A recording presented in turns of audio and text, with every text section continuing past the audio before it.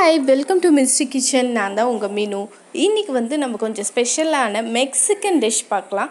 இது வந்து கெசிடியா அப்படின்னு சொல்லுவாங்க. இது இந்தியன் ஸ்டைலில் எப்படி பண்ணலான்னு பார்க்கலாம்.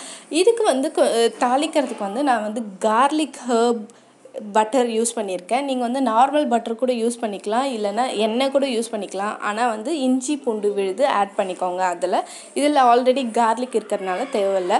இதில் வந்து கொஞ்சம் ஒரு ஆனியன் கட் பண்ணி போட்டிருக்கேன், ஒரு டொமேட்டோ கட் பண்ணி போட்டிருக்கேன், தக்காளி.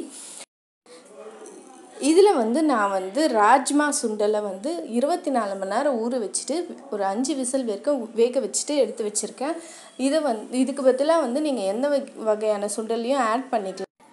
கூட வெஜிடபிள்ஸ் கூட வேணும்னா ஆட் பண்ணி நீங்கள் மசாலா சேர்த்துக்கலாம். அதாவது மிளகாத்தூள், தனியாத்தூள், கரம் மசாலா, சாட் மசாலா, அதுக்கப்புறமா கொஞ்சமாக மஞ்சத்தூள், அதுக்கப்புறமா வந்து சால்ட், இதெல்லாம் வந்து நான் போட்டு நல்லா மிக்ஸ் பண்ணிவிட்டு, உப்பு வந்து தேவையான அளவு, இந்த சுண்டலுக்கு தேவையான அளவுக்கு மட்டும் நீங்கள் ரெடி பண்ணிக்கோங்க. இது வந்து நம்ம வந்து பார்த்திங்கன்னா நம்ம சப்பாத்தியில் செய்ய போகிறோம்.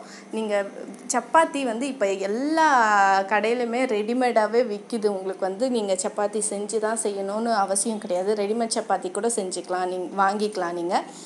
அதுக்கப்புறமா வந்து இல்லைன்னா லெஃப்ட் ஓவர் சப்பாத்திஸ் இருக்குது பாருங்கள். நைட்டு சப்பாத்தி செய்வோம், அதில் வந்து மீந்து போயிடும்.